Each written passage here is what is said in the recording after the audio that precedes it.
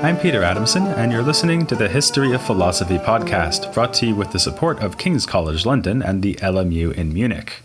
Online at www.historyofphilosophy.net. Today's episode, All for One and One for All, Muḥammad Iqbāl and Muḥammad Abdūh. I read somewhere, and recently confirmed with 45 seconds or so of intensive research on the internet, that the most common given name in the world is Muhammad. Apparently, the most common surname is Chang, which to my mind raises the question of why we don't run into more people named Muhammad Chang. The reason for the popularity of the name Muhammad, at least, is clear enough: Muslim parents naming boys after the Prophet. Statistically speaking, then, it's no surprise that two of the greatest Muslim thinkers of the early 20th century were both named Muhammad, Muḥammad Abdūh and Muḥammad Iqbāl. They came from nearly opposite ends of the Islamic world, Abdūh growing up in Egypt and Iqbāl in India. But they had more in common than just a name. Both were influenced by the traditions of philosophy and Sufism in the Islamic world, but looked also to more recent European thinkers. Both advocated a reformist view of Islam, rejecting fatalist and determinist elements in the tradition to make room for individual and social improvement. And both were politically active, involved in debates about how Islamic society could be reformed in the face of colonial domination by external powers. Colonialism was, of course, the bitter water in which Muslim intellectuals of this period were forced to swim. Foreign governments steered events in both India and the failing Ottoman Empire, which was at the time called the sick man of Europe. Many Muslim intellectuals thought colonialism was the disease, not the cure, and Muḥammad Abdūh was one of them.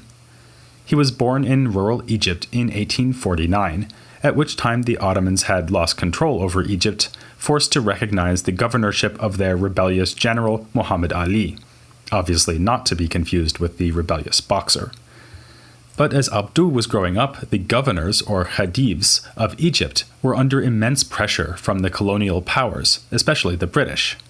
Abdūh would later express resentment at this state of affairs, remarking, "Now we know that there are worse evils than despotism and worse enemies than the Turks."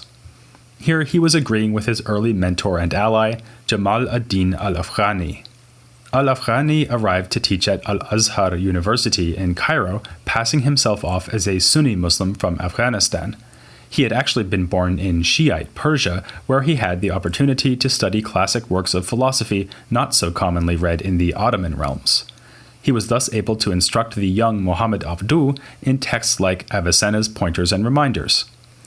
Before long, Abdūh would be publishing a set of glosses on Dawani's commentary on a theological treatise by the Mongol-era thinker Al-Iji.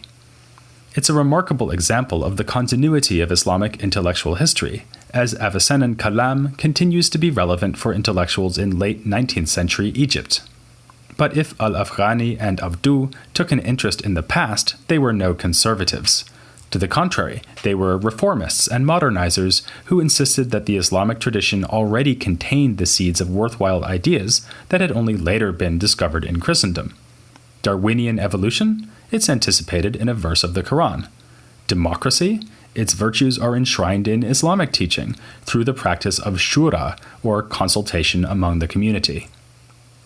Abdūh left Egypt when the British invaded in 1882, joining Al-Afghani in Paris.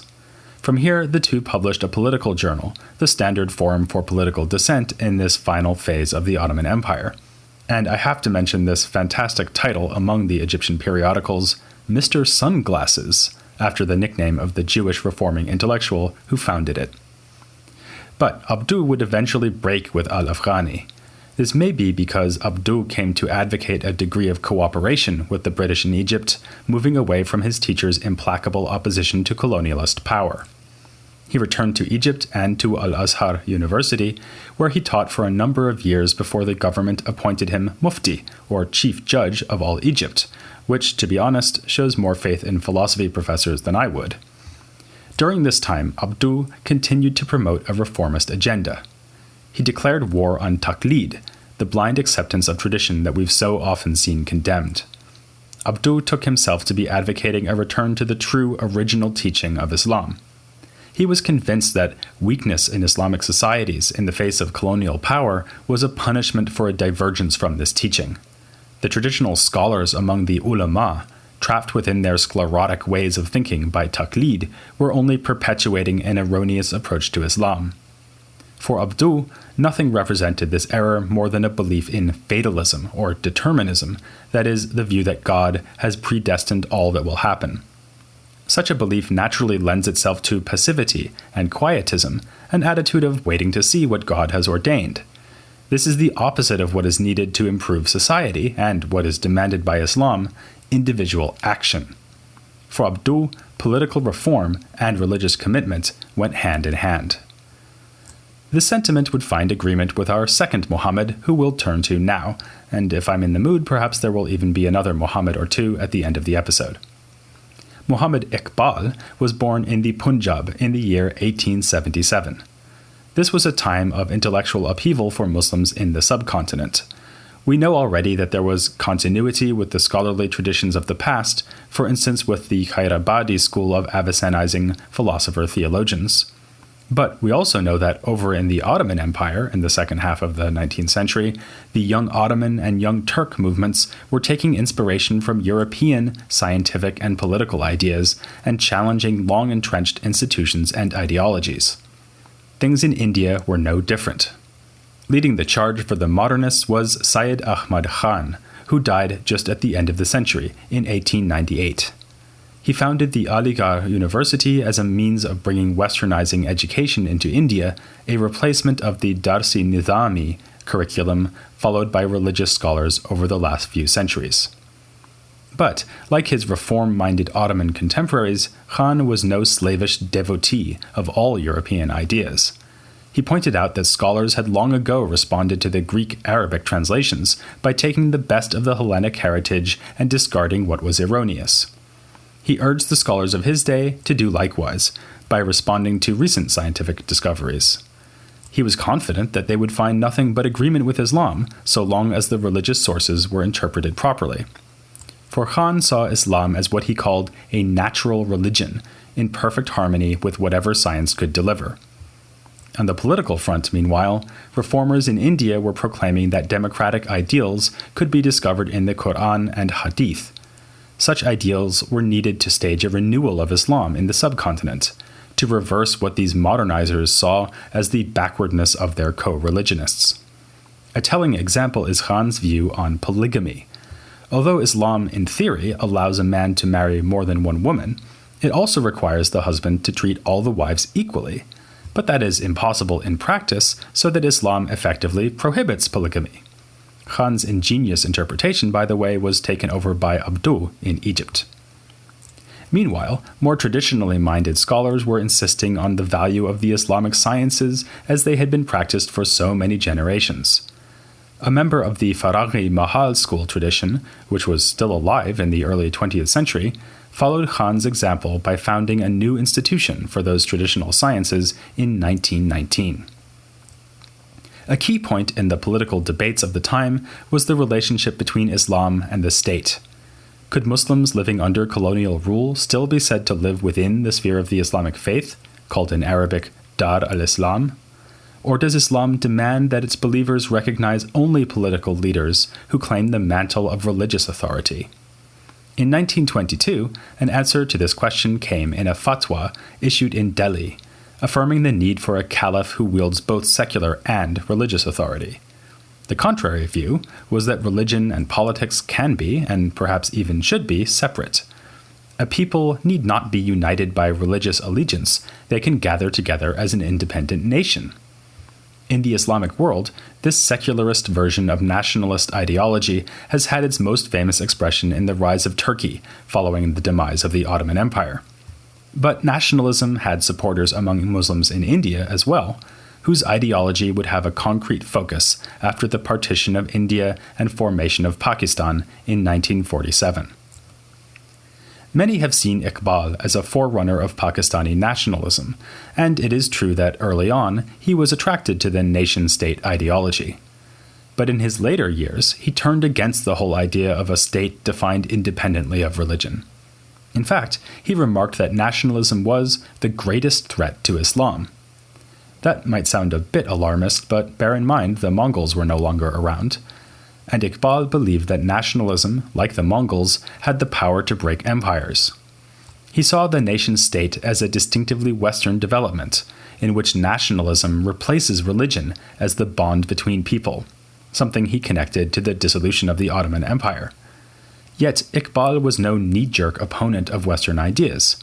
To the contrary, he spent years studying at several European universities, including the LMU in Munich, where I work. I'm pleased to say that this is where Iqbal got his PhD. He then returned to India, settling in Lahore, where he became a leading poet in the Urdu language. Rejecting the idea of art for art's sake, Iqbal determined that his poetry would have political significance. He called his verses a song of war. During his time in Europe, Iqbal absorbed the ideas of Western thinkers and drew on them for the rest of his career. A glance through a set of English-language lectures he gave in several Indian cities, published in 1934 under the title The Reconstruction of Religious Thought in Islam, gives one a sense of his wide range of influences. At one point, he quotes on a single page the pre-Socratic ancient philosopher Zeno of Elea, the Muslim thinkers Al-Ash'ari and Ibn Hazm, the Western philosophers Bergson and Russell, and the mathematician Cantor. Not exactly without any gaps, but still pretty impressive. Among the European thinkers, the most influential for Iqbal was Friedrich Nietzsche. We've seen a lot of surprising uses of European philosophical ideas in these podcasts, but perhaps none is more surprising than the spectacle of an Indian intellectual using Nietzsche to vindicate Islam. As you probably know, and as we'll be exploring in depth someday if all goes well, Nietzsche was a late 19th century German thinker who mounted a searching critique of Judeo-Christian values. He argued that Christianity consists in a self-abnegating embrace of weakness over strength, of the otherworldly over this world. Iqbal agreed with this assessment and then added that just the reverse is true of Islam. For Iqbal, the Quran is the revelatory text that celebrates this world. It concentrates on the particular and concrete, demanding its readers to marvel at the physical world as an expression of God's might. In this respect, the Islamic revelation was fundamentally opposed to the abstract theorizing tendency we can see in Greek philosophy. So, for Iqbal, it was a crass error to use Hellenic ideas to expound the Quran, as did the early philosophers and theologians in the Islamic world. The affinity for this world also accounts for the great achievements in natural science made by Muslims. These achievements, he hastens to add, lay behind the rise of modern science in Europe, with experimenters like Roger Bacon drawing on Muslim predecessors like Ibn al-Haytham. This aspect of Iqbal's thought makes him seem like a hardcore rationalist, along the lines of his fellow Indian intellectual Ahmad Khan or Abdullah Cevdet and Zia Gökalp of the Young Turks in the late Ottoman Empire. But Iqbal, like so many Muslim thinkers before him, saw no tension between extolling rational science and cherishing the prospect of super-rational intuition, as described in the Sufi tradition. There are, Iqbal notes, only 3 ways to reach knowledge: experience of nature, the lessons of history, and intuitive union with reality. In the Islamic tradition, Iqbal could point to scientists like Ibn al-Haytham, who learned from nature, and to Ibn Khaldun, who learned from history. The Sufis alone achieved intuitive knowledge. But, again alluding to Western ideas, Iqbal rejects a strict opposition made by the American philosopher William James between mystical consciousness and normal everyday consciousness. The two are, in fact, continuous. The difference is that mystical intuition sees reality all at once, whereas rational inquiry takes things bit by bit. Iqbal thus gives his approval not to James, but to his fellow poet Rumi, who spoke of grasping the whole unity of the divine with the heart, rather than restricting oneself to the use of reason. In accordance with these Sufi-inspired ideas, Iqbal argues that the function of religion is not to lay down a rigid, unchanging law which all its adherents must forever obey. Rather, Islam has the flexibility to adapt itself to the needs of different peoples, places, and times. For this idea, Iqbal refers to the earlier Indian Sufi thinker Shah Wali Allah. However it manifests in a given case, Islam is meant to be realized through political institutions. The original Muhammad was a lawgiver and leader, not just a prophet, a sign that Islam is politically engaged. Unlike Christianity, which Iqbāl believes focuses only on salvation of the individual believer. Through its political manifestation, Islam guides its adherents towards a unified grasp of reality and towards harmony with one another. Here lies the fundamental error of the nationalist project. The nation-state is built around ethnic or geographical identity rather than religious devotion. By separating state from spirit, this political ideal creates what Iqbāl calls a dualism which does not exist in Islam. But remember, Iqbāl is a Nietzschean. When he speaks of achieving union through intuitive understanding, he does not mean an escape from this world. The ascetic traditions within Sufism are something he dismisses as corruptions, the result of influence from world-denying traditions such as Neoplatonism or Buddhism. In place of the false Sufism of unity with an otherworldly divinity, Iqbāl wants to achieve unity within this world. This is his understanding of Tawheed, the central Islamic tenet of God's oneness. He puts it as follows: Islam demands loyalty to God, not to thrones, and since God is the ultimate spiritual basis of all life, loyalty to God virtually amounts to man's loyalty to his own ideal nature. This is the link between Iqbāl's political thought, his Sufi-inflected ideas about knowledge, and his admiration for science. If God is in the world, then we know him by knowing the world in its wholeness and its unity, and reflecting that wholeness and unity in our political affairs. The ultimate aim for Islam is to achieve global solidarity in a kind of Muslim League of Nations. Geographical and racial divisions would be acknowledged only for facility of reference, as he puts it, rather than providing identity to the community as in the Western nation-state.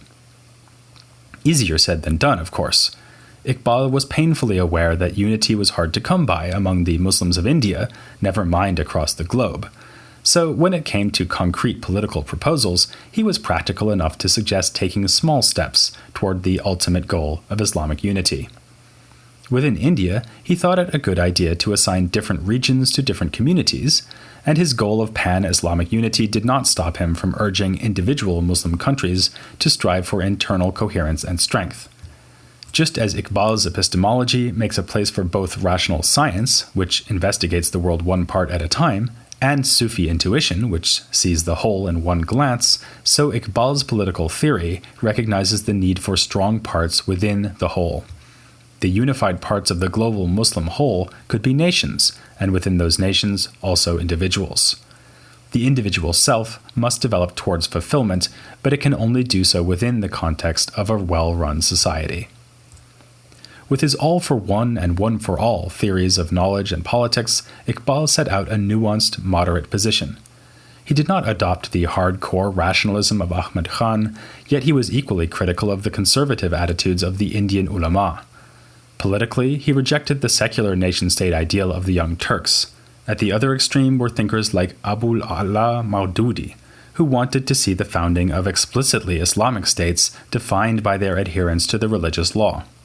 Iqbāl influenced Maududi with his idea that Islam can provide a political ideology, but unlike him insisted on the flexibility and adaptation of Islam to historical change and the character of each given community. So there you have it, Abdūh and Iqbāl, two of the leading thinkers of the late 19th and early 20th centuries. And you know, I do believe they've put me in the mood to mention one more recent Muhammad, the Algerian Muḥammad Arkoun, who died just recently in 2010. Arkoun had something in common with me. No, not because I've decided to change my first name to Muhammad, though now that I think about it, Peter Chang has a nice ring to it. What I mean is that he was also a historian of philosophy in the Islamic world. He devoted particular attention to the ethicist and historian Miskawayh, a contemporary of Avicenna's who made an appearance in this podcast in episode 134. Arkoun took Miskawayh to be a central figure in a humanist movement that took place in the Islamic world in the 10th and 11th centuries. Arkoun was not just a historian, though. He was also an original philosopher in his own right, with an approach shaped by French philosophical culture. He held a professorship at the Sorbonne. Being of Berber background and having a foot in both Algerian and French culture, Arkoun was intimately familiar with the experience of being an outsider. This, along with his study of the very different worldview he found in medieval authors like Miskawayh, led him to reflect on the nature of religious and social identity. Arkoun thought that the answer lay in what he called the imaginaire, the images and concepts through which a group perceives reality. The imaginaire defines the boundaries of what is thinkable for the adherents of a religion or members of a society. By remaining within these boundaries, Muslims adhere to the orthodoxy that defines them as a group. That orthodoxy is not determined by the Quran. Rather, the revelation is in itself open-ended, subject to an indefinite range of interpretations. The limits imposed by orthodoxy close down alternative readings of the Quran, establishing a concrete set of laws, practices, and even a specific form of reasoning. Thus, Arkoun distinguishes between the Quranic revelation and the Islamic reality that is made out of it. Living in multicultural, colonialist, and post-colonialist societies, all three Muhammads, Abdūh, Iqbāl, and Arkoun, struggled with this issue of religious identity. In their different ways, they all drew a distinction between the revelatory message brought by the Prophet Muhammad and what had been made out of that revelation in subsequent centuries. This has been true of other recent thinkers too. From the conservatives who have adopted Ibn Taymiyyah's Salafism to feminists like Fatima Mernissi, many modern Muslim intellectuals have questioned tradition, paradoxically proposing to renew Islam by going back to its ultimate origins. Yet, thinkers who arose long ago in Islamic history have remained relevant. Abdūh was steeped in the traditions of Avicenna's Kalam. Iqbāl endorsed the universalist vision of Shah Wali Allah, and Arkoun took inspiration from Miskawayh's humanism. Many other thinkers have turned to Averroes, seeing him as the arch-rationalist of Islamic history. For instance, yet another Muhammad, the Moroccan thinker Muhammad al-Jabari, who, like Arkoun, died in 2010. Already in the year 1902, in fact, Iqbal engaged in a debate with one of his contemporaries, who lamented the indifference with which Muslims had greeted Averroes. Other thinkers with great currency in modern-day Islam include Ibn Taymiyyah and Ibn Khaldun. But among all the historical figures we've met, one in particular has given rise to a vibrant, still-living philosophical tradition. And you'll never guess what his middle name was. Join me next time as we look at the legacy of Sadr ad-Din Muhammad Shirazi, better known as Mullah Sadra, here on The History of Philosophy Without Any Gaps.